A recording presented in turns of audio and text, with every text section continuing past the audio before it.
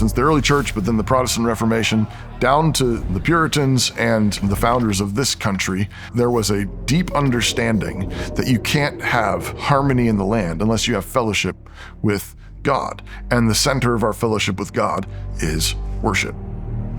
The American pulpit ought to be a place where it requires courage to be. It shouldn't be an indoor job with no heavy lifting.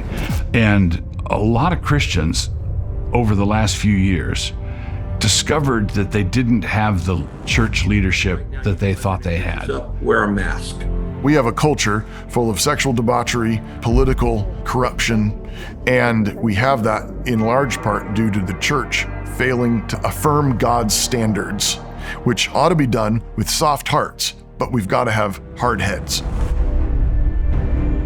When Cyrus commissions the Jews to rebuild Jerusalem, the first wave back is Ezra leading the people to reestablish right worship.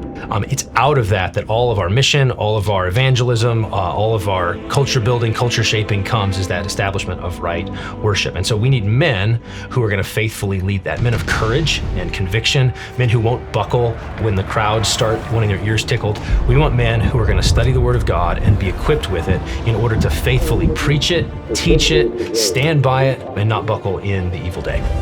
A good way of describing the Puritans of the 17th century would be to say that they were scholars on fire. And that's what we want to produce. We want substance, academic substance, theological substance, doctrinal weight on fire. We're 2,000 years into this project of discipling the nations, and we are really encouraged with what God is doing, what God has done. And so this pastoral training program is for that. It's for men who believe that this world was purchased by Jesus Christ, that he died and rose again, and God the Father has given him all the nations.